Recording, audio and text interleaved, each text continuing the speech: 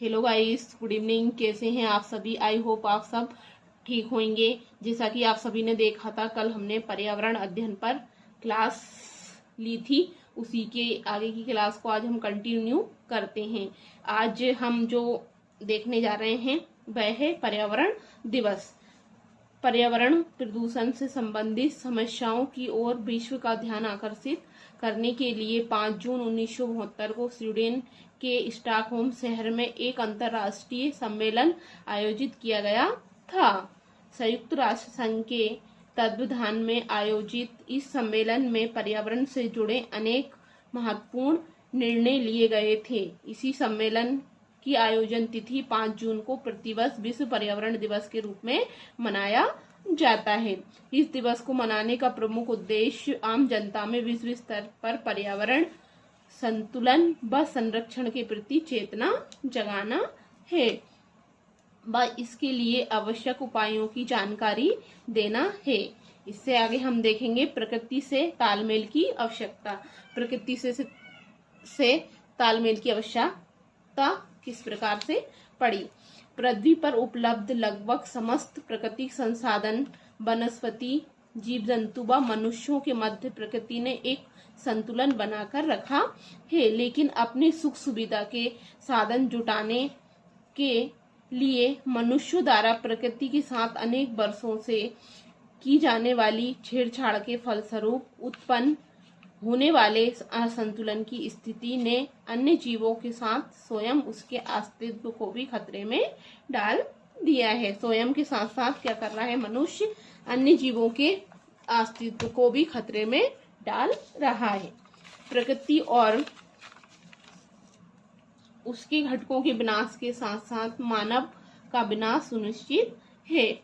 वैसे तो प्रकृति अपने सभी घटकों का अनुपात बिगड़ने नहीं देती, किंतु मानव के प्रकृति के साथ अन्यायपूर्ण व्यवहार से आज प्रकृति को भी विरोधी रवैया अपनाना पड़ गया है, जिससे हम लोग निकट भविष्य में शायद ही बर्दाश्त कर पाएंगे। तभी तो हम निरंतर अपनी सुख सुविधा को अधिक महत्व देकर वर्तमान सभ्यता के प्रतिफल के रूप में प्रदूषण को जन्म दे रहे हैं। इसमें कोई दो राय नहीं है कि अन्य राष्ट्रों की तरह भारत के प्राकृतिक पर्यावरण पर भी हिंसा के निशान आने लगे हैं। भारत में पर्यावरण समस्याओं को दो व्यापक वर्गों में रखा जा सकता है। उसमें से पहली है गरीबी और अविकास की समस्याओं से पैदा होने वाली समस्याएं। दूसरी है विकास की प्रक्रिया के नकारात्मक प्रभावों के कारण होने वाली समस्याएं। पहले वर्ग का संबंध हमारे प्राकृतिक संसाधनों, मृदा, जल, वन्य जीवन के स्वास्थ्य आदि के प्रभाव से है। यह गरीबी और असंसाधन की अपर्याप्त उपलब्धता के कारण हमारी अधिकांश जनसंख्या की बुनियादी मानवीय आवश्यकताओं, रोजी रोटी, मकान, रोजगार को पूरा न कर पाने के कारण है। दूसरे वर्ग की बात करें तो दूसरा वर्ग का संबंध तेज आर्थिक वृद्धि और विकास करने के लिए परिणामी सहप्रभावों से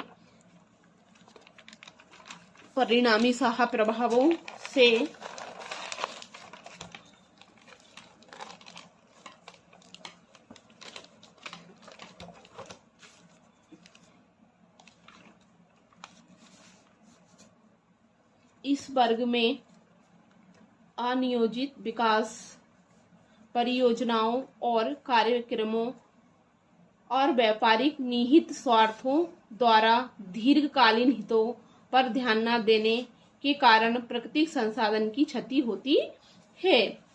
यह कहने की कोई आवश्यकता नहीं है कि जिस भौतिक वातावरण में गरीब रहता है उसका निश्चित रूप से दुरुपयोग होता है।